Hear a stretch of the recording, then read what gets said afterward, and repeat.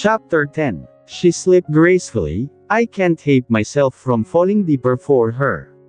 Master, baka naman matuno na yang si Miss Mildred sa kakatitig mo sa kanya. Sambit ni Iris *, wala kang pakialam, pwede bang bantayan mo na lang si Mitch? Sambit ko sa kanya, bantayan si Mitch para makagawa kayo ng kasundo ni Mitch. Sambit nito, binigyan ko naman siya ng nakakamnatay na tingin, batsi na ako. Sambit nito natatawa-tawang umalis. Di ko talaga alam kung ba't ko natagalan ang ganitong tao, ang alam ko kasi allergy ako sa mga taong kulang-kulang. Bumalik na ako sa kakatitig kay Mildred, hindi ko alam kung bakit ganito na lang kadaling nahulog ang loob ko sa kanya. Ang alan ko kasi si Lorraine lang ang babae na para sakin, yun pala may nakatakda na para sakin, kaya pala maaga karning ipinagtagpo ni Lorraine dahil magiging isang malaking pangaral lang pala siya sa buhay ko, siya pala ang magtuturo sakin sa taong makakasama ko habang buhay. Okyupado ako sa isiping iyon nang bigla na lang tumunog ang telepono ko. Napukaw naman ang atensyon ko at kinuha ito. Tiningnan ko naman ang number pero not registered ito, kaya pinatay ko ito dahil ayoko sa lahat yung manga scammer. Tumayo na ako at pumunta muna kay Iris dahil may iniimbestigahan kami tungkol sa babaeng nagngangalang Brenda. Yung babaeng nakaharap namin noon sa mall, sa tindig niyang yun alam mo nang malaki ang galit niya sakin. Hindi ko alam kung ano bang ikinagagalit niya sakin. Most of my enemy ay mga nasaktan ni Don Willows noon, kaya ang iniisip ko na baka ay nasaktan din siya ng papa ko. Napakasaklap talaga ng buhay ko. Ako nga noon ay pinabayaan at sinaktan din ni Don Willows, tapos ngayon ako pa ang magbabayad sa lahat ng kasalanan, hindi naman ako ang gumawa. Master, pinapasok ko muna sa loob ng kwarto ni Miss Mildred si Mitch. Alam mo ba kung anong araw ngayon? Sambit niya. Napakamot naman ako sa batok dahil wala naman akong naalala sa araw na ito. Master, birthday ni Mitch ngayon, sambit ni Iris. Nakatunganga lang ako dahil lagi ko nalang nakakalimutan ang kaarawan ni Mitch. Baka iniisip niya na hindi ko siya pinapahalagahan at minahal. Iris, maghanda ka ng kids party dito sa mansion. Sambit ko *, sige master, ako nang bahala sa lahat. Sambit naman ito, baka may inesikaso na naman si Mildred at masapawan na naman ang gagawin nating paghahanda. Sambit ko habang nakangiti at inalala ang nangyari noong birthday ko. Master, ang lala mo na eh. Ang alam ko kasi pakipot ka nung una at itong si Miss Mildred siya yung unang nagkagusto sa'yo, ngunit ngayon ikaw yung patay na patay sa kanya. Sambit ni Iris *, ganyan pag nagmahal Iris. You will never know what will happen, everything is full of surprises. Sambit ko naman, usapang in love na ito master, ang lala mo na nga. Di na ako magtataka sa susunod kung papakasalan mo na yang si Miss Mildred. Natahimik naman ako sa sinabi nito, at biglang ngumiti. You gave me an idea, sambit ko. Master, alam mo ba ang monthsary at anniversary at kung ano-anong start pa yan? Hind, *, yun lang, talo tayo dyan, binuntis mo kasi kaagad bago mo niligawan ang teen mo. Master, alam mo ba ang laki ng kasalanan mo sa babae? Hindi mo nirespeto, sambit niya. Binigyan ko naman siya ng hakakamatay na tingin. She's my wife, sambit ko nang walang emosyon. She's my wife? She's my wife ka dyan? Di mo naman yan pinakasalan ng totoo. At master, ipapaalala ko lang sa'yo na forced marriage ang lahat at di mo talaga niligawan si Miss Mildred. Sambit nito. Napaisip naman ako sa sinabi. He's right, di ko nga niligawan si Mildred. She's my unwanted wife. Tiyaka hindi ko man lang narinig ang salitang 00 sa kanya. Yung 00 na hindi naplitan yung sa kasal kasi namin noon ay pilit yung 00 niya. Iris, ano bang dapat gawin ko? Sambit ko. Ay madali lang yan master. Una, dapat magpaka-romatiko ka. Pangalawa, dapat maging good husband at daddy ka sa mga anak mo, lalong-lalo na kay Myth. Pangatlo, sir, nayaw ka ng macho dance ha. Natigil naman siya nang tinutok ko sa kanya ang baril ko. Seryoso akong nagtanong tapos mga walang sense ang isasagot mo. Kung ikakalat ko kaya yang mga utak mo at gagawin kong floor wax para may silbi naman yan, malamig kong sambit. Hehe. Joke lang naman master, hehe, di naman mabiro, sambit nito habang hinihimas-himas ang kamay ko. Napalunok naman siya dahil sa kaba. Please be serious, ayokong mapahiya kay Mildred. Sambit ko, ganito yan. Kung gusto mo maging girlfriend at makuha mo ang matamis niyang, una, dapat magpaka-gentleman ka. Pangalawa, dapat maging perfect husband ka. Pangatlo, give her assurance at magpaka-faithful ka. Tiyaka magpaplano tayo kung paano natin makuha ang matamis niyang 00, sambit nito. Napakunot naman ang noo ko sa mga sinasabi niya. Nasa sayo na kasi yan master kung anong gagawin mo para mahulog ng gusto sayo si Miss Mildred.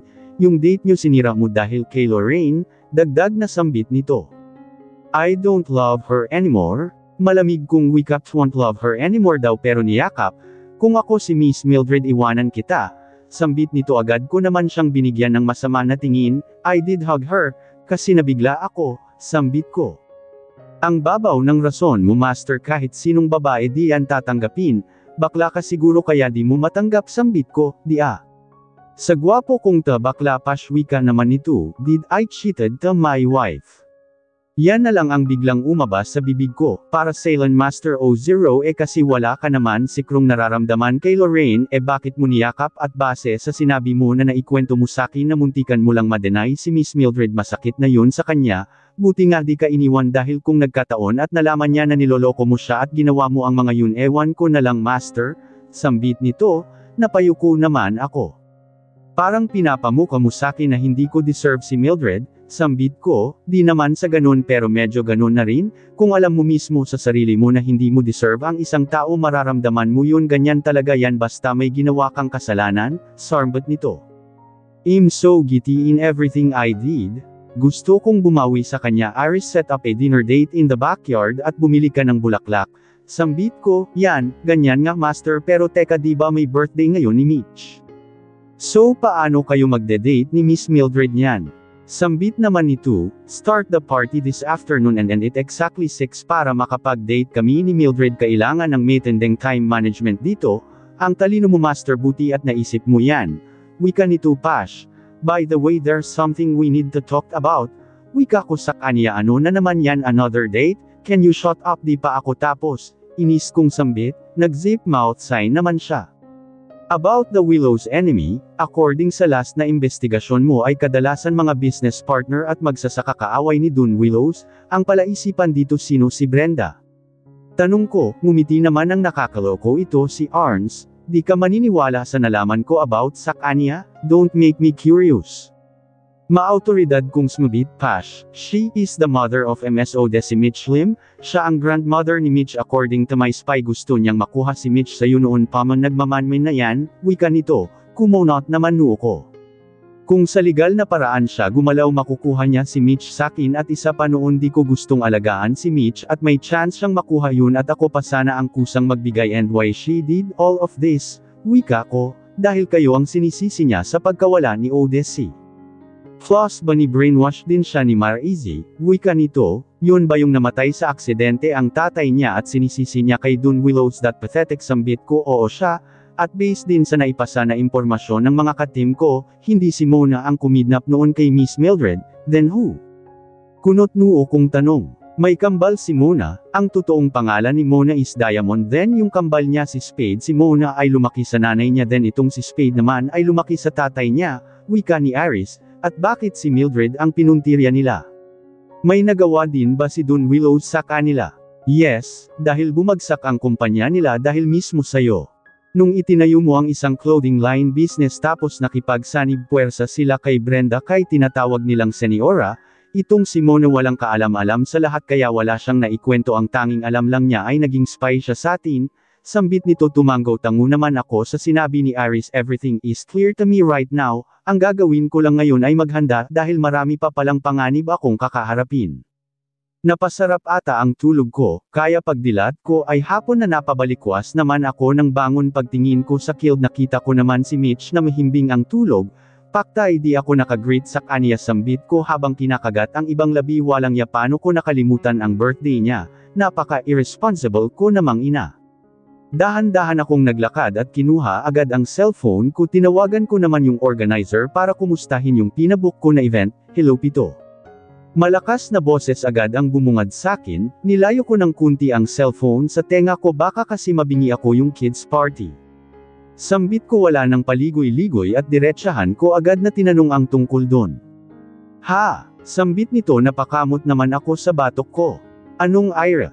Yung kids party na sinabi ko sayo sa 13 yun, sambit ko antong hininga muna ako ang bilis kong menes kunting bagay na iinis ako ganito ba talaga pagbuntis, no kasi wag kang magagalit ha pero di namin napaghandaan pwede bang i-move na lang, mahinang sambit nito napapikit ako sa sobrang inis, hindi ako makapaniwala na hindi niya napaghandaan yun ang tagal na nun tapos di napagbandaan come on.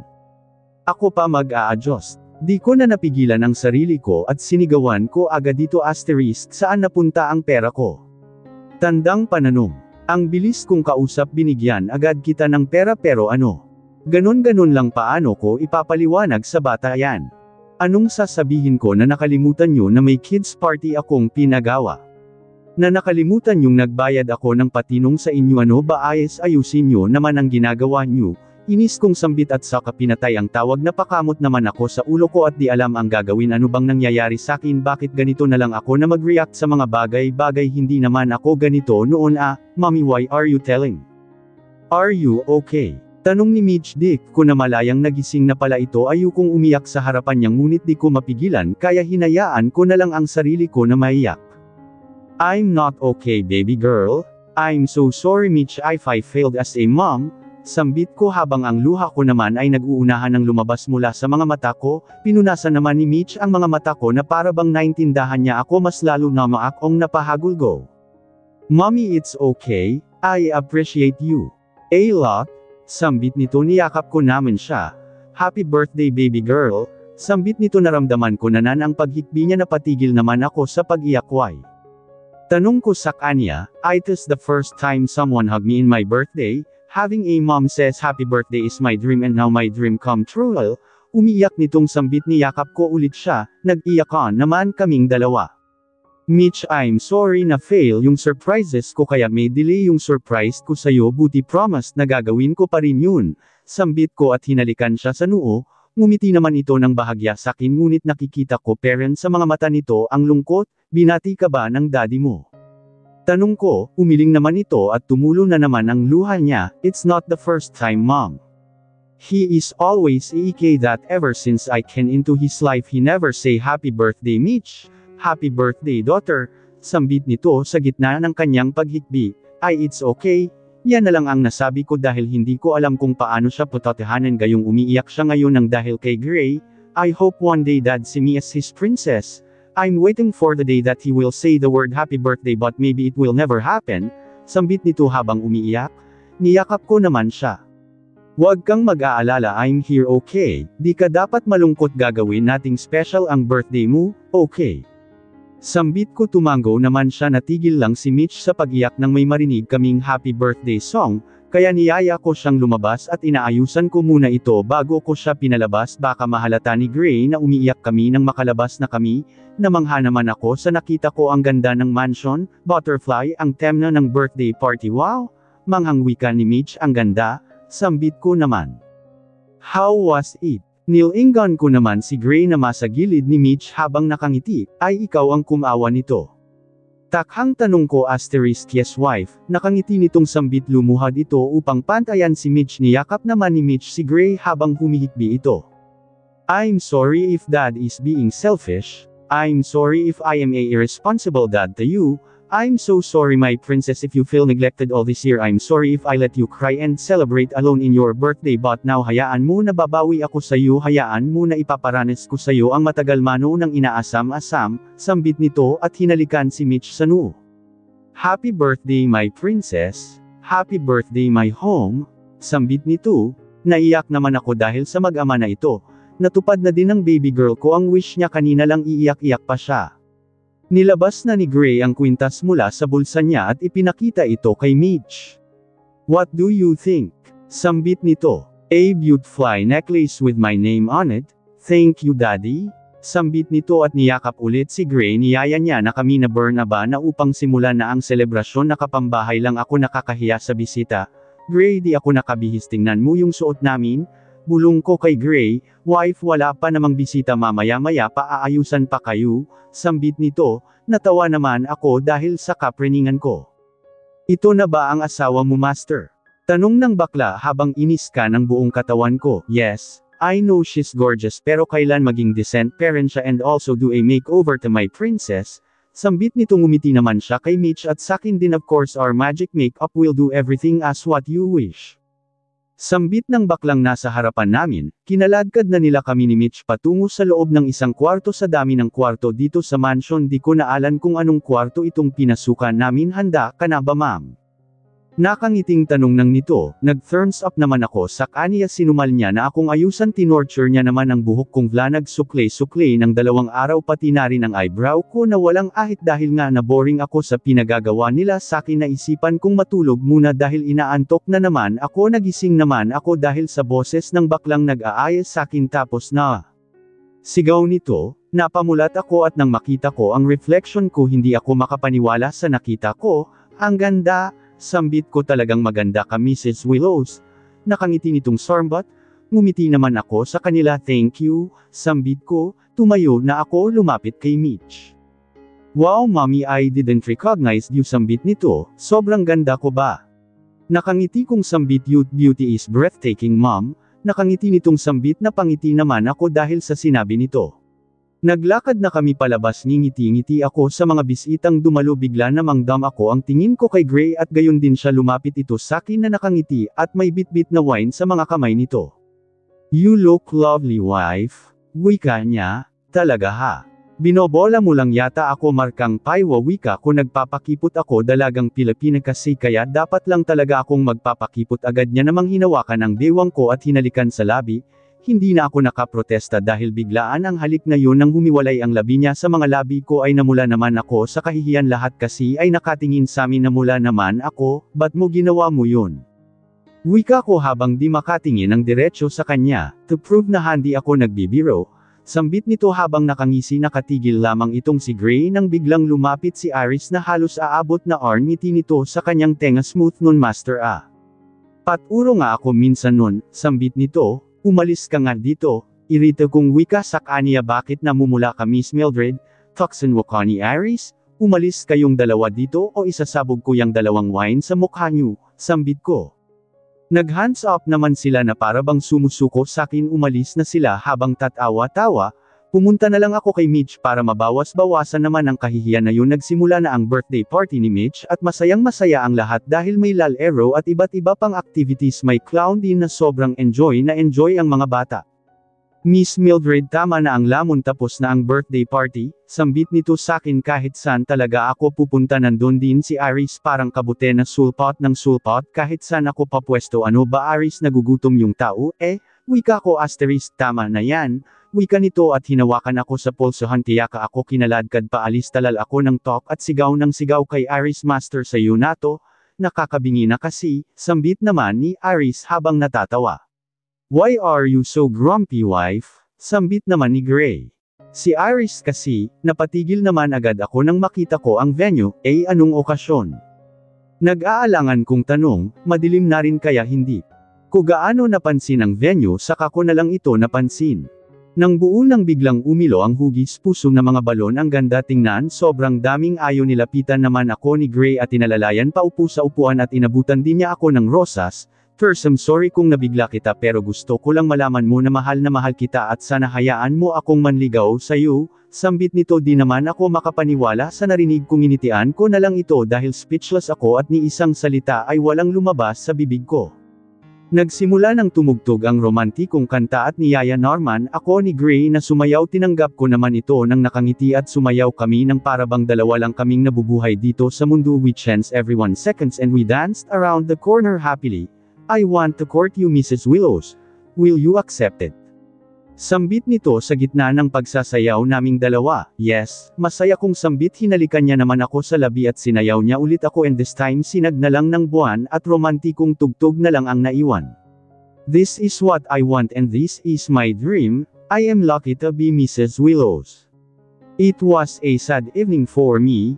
Ako sana ang gagawa ng lahat ng yun kay Mildred but look at me now I'm waiting for nothing dahil may ibang tao na ang gumawa sa kanya na dapat sana ako I was watching them Mildred and Gray dancing, nasasaktan ako sa mga nakikita ko ngayon, it was all my fault back then na sakin pa si Mildred di ko ginawa ang lahat maybe she deserved everything that she have right now asterisk phones ring ang asterisk, hello, boses yun ni Lorraine, what? Tanong ko sa kanya, ano na ang nangyayari dyan? Tanong nito sakin, ginawa akong spy ng babaeng kanina pa ko dito nakamasid sa kanila ni Gray. They sweetie danced. Sambit ko, dinig ko ang basag na baso sa kabilang linya, do something para matigil sila sa ginagawa nila, galit nitong sambit. I can't do that, maraming nakapalibot na bantay dito and I realized na hindi ko na gustong kunin si Mildred dahil ngayon ko lang nakitang sobrang saya niya. I was full na sisirain ko ulit ang kasiyahan na meron siya, sambit ko turned it. Ano bang pinagsasabi mo Luhan, you deserve Mildred and deserve ko din si Gray, hindi mo gustong malayo sa kaniya noon at hindi ko din gustong malayo kay Gray noon, you need to get what's yours, sambit nito sakin. Gusto ko lang ng closure at gusto ko lang humingi ng tawad kay Mildred, that's it, ayoko nang sirain siya ulit, yes I still love her but need to set her free lalo na't ang saya niya ngayon, sambit ko you pathetic idiot. Sigaw ni Lorraine sakin at pinatay na ang cellphone. I take one glance to them at ngumiti. Gumanti ako ng anonymous number para i-text si Mildred, hi meet me at the park fountain tomorrow evening, kung saan kita iniwan, yan lang inilagay ko at alam kong malalaman niya agad kung sino ako dahil ako lang naman ang nang iwan sa kaniya sa fountain na yun, wala nang iba. Bamantong hininga muna ako bago ako pumasok muli sa kotse ko, nakayuko naman ako at bamantong hininga, napangiti na lang ako nung maalala ko kung gaano kami kasaya ni Mildred noon. Freshman kami sa college nung nagkakakilala kami ni Mildred.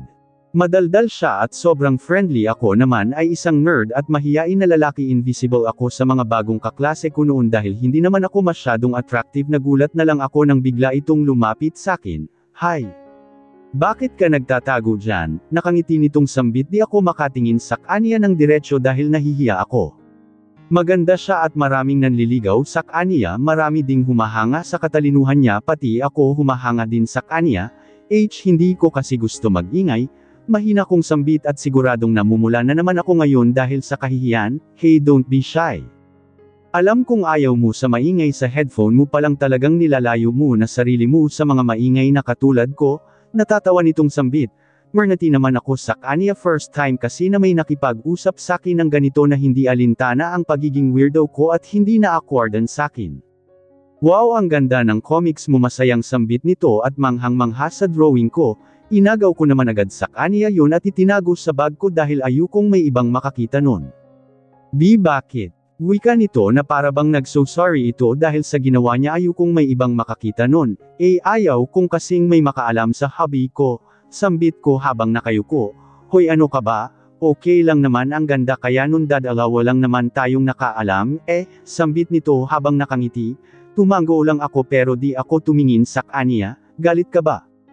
Tanong niya habang nilalapit ang mukha sakin, sobrang kabog ng dibdib ko, para ata akong hihimatayin, baka may sakit ako sa puso. Okay ka lang ba, ba't ka pinapawisan? Sambit ni Mildred, di naman ako nagsalita dahil okupado ako sa isiping may sakit ako sa puso. Inilagay ko na ang headphone ko at nakinig na lang ng music at pinabayaan na lang si Mildred. Uwian na at nagmamadali akong naglakad papunta sa driver ko, manong drive me to the hospital. Sambit ko, bakit sir? Anong nangyari sa'yo? Alala nitong tanong sakin, mamaya ko na lang po ipapaliwanag, basta makarating lang ako sa hospital, baka dito na ako mamatay. Sambit ko, naiyak na din ako dahil sa sobrang paalala. Nagmamadali namang nagmaneho si Manong patungo sa private hospital, nandun naman si Mommy. Nang makarating kami dun, agad akong bumaba at nagmamadaling naglakad patungo sa office ni Mommy. Sigaw ko, hey young man, anong nangyayari sa'yo? Takhang tanong ni Mommy dahil balisa ako at tag-atak ang pawis ko. Calm down na, paano ka? Tanong nito sakin, Mommy, I think may sakit ako sa puso, sambit ko habang kinakapos ng hininga. Ha? Bakit, ano bang nararamdaman mo? Takhang tanong ni Mommy sakin, my heart beats fast, hindi ito normal heartbeat, and also bigla na lang akong pinagpapawisan ng malamig. Sambit ke, bakit kumabog ng mabilis ang puso mo? Nakataas ang kilay na tanong ni Mommy. May babae po kasing lumapit sakin tapos nakipagkwentuhan siya and then nilapit niya ang mukha niya sakin to check if I'm mad at her. Sambit ko na nakayuko, nahihiya ako habang sinasabi yun. Oh my God, is this for real? Mangha at masayang sambit ni Mommy. Tiningnan ko naman siya na naiuyak na sa tuwa, nakakunot na ang noo ko dahil sa lito, bakit naman siya naging masaya sa nangyari sakin? Mom, ba't ka naman naging masaya? Nagkasakit na nga ako. Galit kong wika, Luhan, wala kang sakit, yan ang tinatawag na love at first sight. Congrats honey, normal ka na, natatawang biro na sabi ni Mommy sakin. Nakasimangot naman akong nakatingin sa kanya. Ano bang sinasabi ni Mommy me? In love? To whom? It's impossible. Yan na lang ang nasambit ko dahil hindi ako makapaniwala sa narinig ko. You are in love, Luhan? Sambit nito. Di na lang ako nagsalita. A year passed at second year na kami and what my mom says is true dahil nagkagusto ako kay Mildred. We became friends or should I say best friend. Luhan, kailan ulit tayo may Mom OV marathon? Masayang tanong ni Mildred. Nasa bahay nila kami gumagawa ng assignment namin. Ikaw kailan mo gusto? Tanong ko sa kanya bukas mismo. Nakangiti nitong sambit. Nananamantala ka na Wika ko sa kanya. Natawa naman siya. I really hacked the way she laughed. She talked, she act everything about her. Cute. Bigla na lang yun lumabas sa bibig ko ang mga salitang iyon. Di naman ako makatingin ng diretso sa kanya dahil nahihiya ako. Hey, cute na ako bago pa ako isa silang sa mundong ibabaw. Sambit nito. Natawa na lang ako sa kapulyahan niya. Wala talagang makakatalo sa kapulyahan nitong si Mildred. Nagyaya akong mag-night walk dahil nag-decide ako na ipagtatapat ko na ang nararamdaman ko sa kanya. Nasa parke kami sa harap high fountain. Ang ginaw, reklamo niya. Ibinigay ko naman sa kanya ang jacket ko.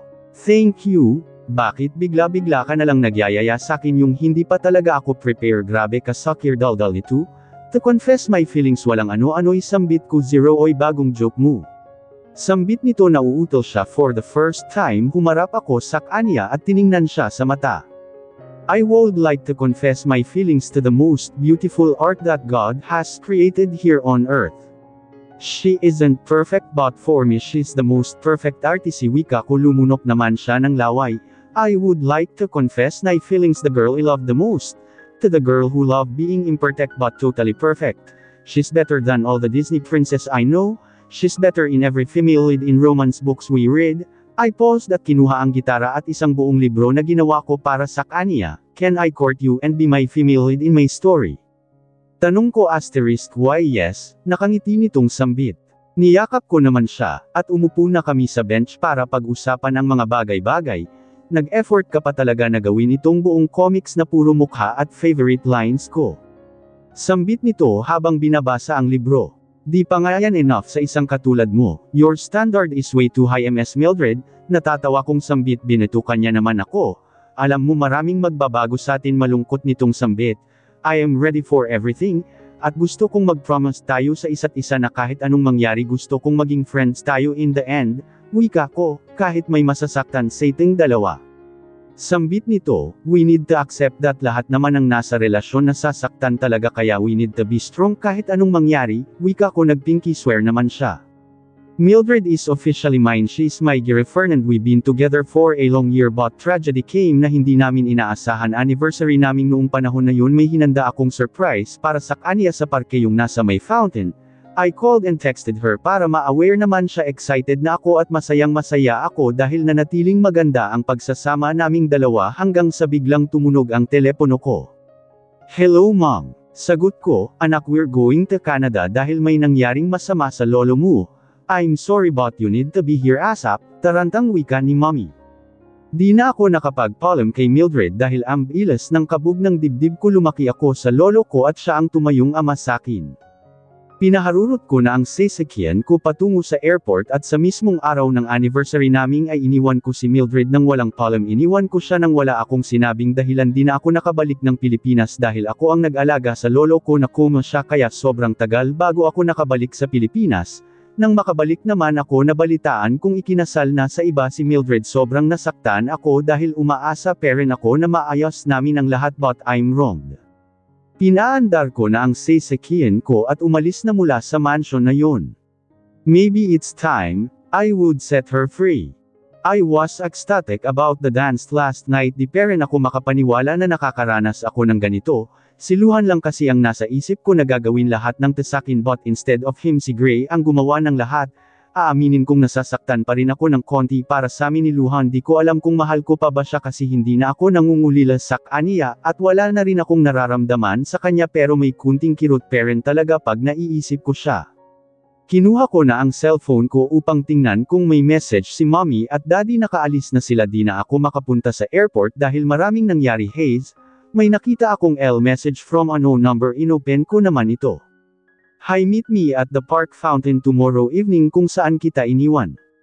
Iis-des Luhan. Yan agad ang pumasok sa isip ko dahil wala namang ibang nang iwan sakin dun sa harapang fountain na yun. Siya lang naman, Antong hininga naman ako, maybe I should give her a chance para malinawan ako sa lahat, but if ever marinig ko ang side niya, mabibigyan ko ba siya ng chance to love me again?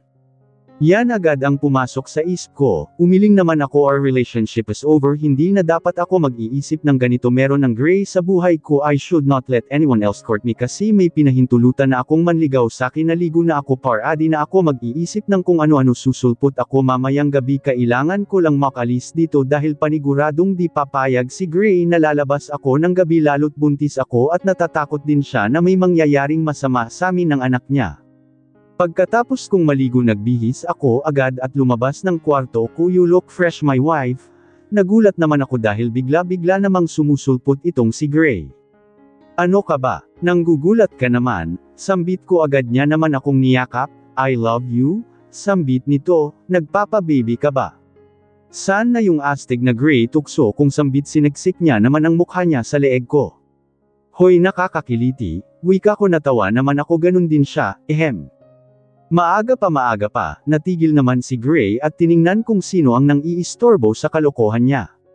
Master, grabe ka naman, sobrang PDA mo. Sambit ni Aris, halatang bagong gising pa lamang ito dahil makalat pa ang buhok niya. Pash, this is my man, si Oni can do whatever I want. Sambit ni Gray at yamakap ulit sakin, sineksik abmaksa sa leeg ko. I need a cuddle wife, wika nito at nakpapababy pa talaga ito ng boses. Master, nakakadiri ka na, wala angas mo kay Miss Mildred, buti ako gwapo pa rin at maangas. Sambit nito habang direng-diri na nakatingin kay Gray, pwede bang umalis ka muna Aris, nagmamomment kami dito? Sambit ni Gray habang nakakunot ang noo niya, natawa naman ako sa dalawang parang aso't pusa, ngunit di mo naman sila mapaghihiwalay. Kakadi ka Master, doon nga kayo sa loob ng kwarto nyo, kinakalat mo dito pagiging boss baby mo. Sambit nito, mas lalo naman akong natawa dahil sa sinabi ni Iris na boss baby sa cartoon movie yan, para talagang sira itong si Iris kung ano-anong sinasabi. You should get back to your room before I get my gun and blow your head. Sambit ni Gray, seryoso itong tumingin kay Iris.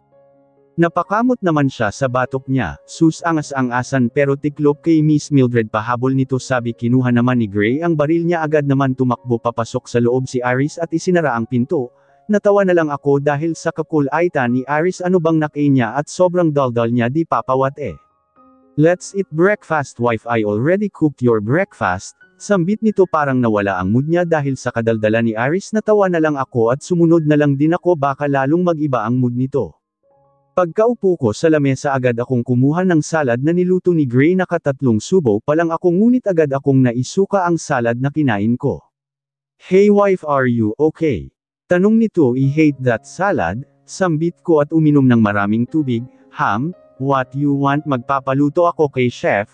Sambit nito, bigla naman may naisip akong magandang kainin, pwede ba akong mag-request ng toyo na ipiprito and then put a honey on top? Sambit ko, masaya pa ako at pumalakpak. Napilitan namang tumango so Gray dahil hindi ata kilala ang toyo, tinawag niya naman ang wansang maid upang magpabili ng toyo. Bili ka ng toyo, damihan mo yung handi tayo, mauubusan sa kusina mga 20 kulis na toyo. Sambit ni Gray na bigla naman ang maid niya, ngunit tuwang-tuwa naman ako sa narinig ko. Sir, ano bang gagawin sa toyo? Tanong ng maid, sabihin mo kay chef na paiprituhin niya at lagyan ng honey sa taas because my wife crave for that food. Sambit nito, nag-iba naman ang mukha ng maid at kinuha na lang ang pera. Umalis na ito at naiwan naman kami ni Gray. Magpapaalam na lang muna ako sa kanya na aalis ako mamayang gabi, dapat makumbinsi ko siya upang magkaroon kami ng closure ni Luhan. Hobby, sambit ko sa malambing na tono, ngumiti naman siya na para bang sayang-saya siya sa narinig niya. What wife? Nakangiti nitong sagot sakin, nag-aalangan naman akong sabihin sa kanya na aalis ako, baka kasi magalit siya. Antong hininga muna ako bago ko siya sinagot. Mamayang gabi may pupuntahan kasi ako. Sambit ko, kumunot naman bigla ang noo niya. Where are you going? May bibilhin ka ba? Ipapabili na lang natin kay Iris, it's so dangerous outside wife. Sambit nito sa pananalita ni Gray, ayaw na ayaw niya talagang palabasin ako. Hindi may pupuntahan akong kakilala ko, sambit ko. Petang di naman siya kumbinsido sa sinabi ko sa kanya, edi siya na lang ang papuntahin mo dito. Sambit nito, no, maautoridad kung sambit, mas lalong kumunot ang noo niya. Make it clear wife, May pagtitimpi ang boses nito, alam kong naiinis ito sa katigasan ng ulo ko pero dapat talaga na makalabas ako dito. I need to get outside, isasama ko si Iris para mapanatag ka, sambit ko bumantong hininga naman siya at pumayag na lang ito, wala na siyang magawa dahil tinaasan ko na siya ng boses pagkatapos ng usapin naming iyon hindi na ulit kami nag-usap, mukhang malalim ang inisip ni Gray, ako naman ay panay singhot sa toyo na pinrito. Nag-ante lang ako ng ilang minuto at inihanda na ito ng maid asterisk wow, manghang sabi ko at takam na takam ako, unang tingin ko pa lang ay nasarapan na ako. Kumuha na ako ng maraming kanina at kukuha na sana ng toyo ng Big Lord, magsalita si Iris mula sa likuran ko. Pambihirang ulan naman yan, sambit nito, nenes naman ako sa sinabi niya at binigyan ito ng masamang tingin. No offense Miss Mildred pero ano bang nakain niyo ngayon at yan ang balak niyong ulamin? Noster, pwede siyang magka-diarrhea niyan, sambit nito. Ano bang klaseng ulan yan, mukha namang masarap, sambit ni Gray. Napasabunot naman ng buhok si Gray. Matalino ka sana master pero medyo bobo, toyo yan tapos may honey sa taas, pambihirang ulam yan, reklamo ni Iris. Ngunit di ko na talaga matis, kinuha ko na ang isang toyo at kinain, nagningning naman ang mga mata ko sa sarap nito, mabilis kong kinain ang natirang toyo at naubos ko na rin ang kanin ko, lumabas ang malakas na dighay ko, thank you sa blessing, masayang sambit ko at kinuha ang tubig, tiyaka uminom. Nang tiningnan ko naman si Iris at Gray, parang di naman sila makapaniwala sa inasta ko. Ano? Tanong ko sa kanila, anong ano? Sambit naman ni Iris, you look like a dragon eating a dwarf food wife. Sambit ni Gray, di rin may pinta ang mukha niya, o ano naman ngayon? Diyan na nga kayo, kanini pa kayo, ainis kong sambit at umalis na, nagtungo agad ako sa taas at nahiga mga ilang oras ng pagbabasa ng libro, nakatulog naman agad ako, namulat ako sa munting pagyugyog sakin, mommy it's dinner time, sambit ni Mitch, minulat ko agad ang mata ko at bumangon naman agad ako, kumain ka na ba? Tanong ko sa kanya, hindi pa po kami kumain mommy, wika ni Mitch, tumango naman ako. Tumayo na ako at inayos muna ang kama, tiyaka ang buhok ko, nag-mouthwash na din ako bago lumabas. Pagkarating namin sa dining room, narinig ko agad ang reklamo ni Iris. Gutom na ako, ba't ang tagal na ni Miss Mildred, reklamo nito. Ay andyan ka na pala Miss Mildred, pakibilisan kasi kanina pa ako nagugutom, wika nito. Sinipa naman siya ni Gray sa ilalim ng lamesa, umupo na ako sa gilid ni Gray at umupo naman sa kabila si Mitch. Binigyan ko muna ito ng pagkain at ulam, si Gray naman ang naglagay ng pagkain at ulam ko sa plato ko, paano naman ako? Tanong ni Iris, just shut up and eat quietly, sambit ni Gray sa kanya. Wife, make sure you come back early, okay? Sambat ni Gray, muntik ko nang makalimutan na may meet up pala kami ni Luhan ngayon, tumango naman ako.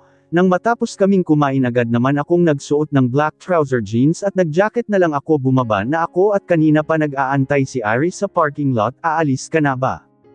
Tanong ni Gray, 00 babalik ako maya-maya, pakiligaw naman si Mitch, pakibasahan na rin ng bedtime story, nakangiti kong sambit, umapit naman ito sakin at humalik, I will, take care, I love you wife, sambit nito, love you too hubby. Ngiting sambit ko, bumaba na ako at nagtungo sa parking lot, nakitay ko naman si Iris na ngiting-ngiti habang nag-text, tara na mamaya na yang si Mona, sambit ko, namula naman siya, anong Mona, hindi ito si Mona. Wika niya, sok, bilasan muna dyan sa parke tayo, wika ko, ay captain. Ilang minuto bago kami nakarating sa parke, kinakabahan ako para sa muling pagkikita namin ngayon ni Luhan, hindi ko alam kung saan papatungo itong pag-uusapan namin ngayon. Bumaba na ako sa kotse at naglakad papunta sa harap ng fountain, ramdam kong ang pagginaw ng kamay ko dahil sa sobrang kaba, natatawa ako sa sarili ko, para naman akong baliw nito. Tumayo ako sa harap ng fountain at pinanood ito ng nakangiti, it was magical right, para akong binuhusan ng malamig na tubig nang marinig ko ang boses ni Luhan mula sa likuran ko, parang nung panahong anniversary natin, ganito yung hinanda ko ni Cunit di Mano na abutan, double nakaalis na ako, sambit nito. Di ko alam ang sasabihin ko dahil namangha ako sa sarili ko sa mga oras na ito, dapat umiiyak na ako, dapat sinusumbatan ko na siya, ngunit heto ako nakikinig sa kanya at hindi man lang tumulo ang luha ko sa sinabi niya. Isang I'm sorry Mildred if I left you without any reason and explanation, I know I hurt you, at aaminin kong malaki ang pagkakamali at pagkukulang ko sa'yo, I'm sorry if I am selfish, sambit nito, bakit mo nga ba ako iniwan nung araw na yon? Tanong ko, di ko na talaga mapigilan, kasi inatake si Lolo, alam mo naman pag si Lolo, di ba talagang gagawin ko lahat para sa kanya? Nung panahon na yun hindi na ako nag-isip ng kung ano-ano basta lang makita ko si Lolo at makasigurado akong buhay siya nakarating ako doon na nikomatose siya ako nag-alaga sa kanya ng ilang taon kaya di ako nakauwi binlock mo kasi ako sa social media at pati phone number ko kaya di ako naka-explain sa you through phone, mahabang paliwang nito sakin. Para akong naawa sa kanya our relationship ended without proper reason at sa totoo lang ako lang naman ang nagsabi na end na relationship namin kahit ang totoo wala namang sinabi si Luhan Sakin it was all a mistake thank you for clearing all the things na bumabagabag sakin. Sana kung nalaman ko ng maaga may chance pa para sa atin but now I'm sorry we need to end everything between us but not our friendship dahil nag-promise tayo sa isa't isa, sambit ko, ngumiti naman siya at nag-agree, let's start again. Sambit nito tumango naman ako Hilm Luhan sambit niya at inabot ang kamay. Hello nerdy boy I am Mildred. Wika ko at kinuha ang kamay niya at nag-shake hands kami I miss you best friend wika nito at niyakap ako maybe we're not meant for each other Luhan, I am happy to share those years with you. Can't be your moonlight because I am someone's moonlight sambit ko sa gitna ng yakap namin. Bumitaw naman siya at tumango I know I'm happy that finally you already found the love you deserve, sambit nito. And for the last time Luhan say farewell to me sa lugar na kung saan kami ipinagtagpo at bumuo ng maraming alala di ko akalain na sa lugar din na ito matatapos ang lahat.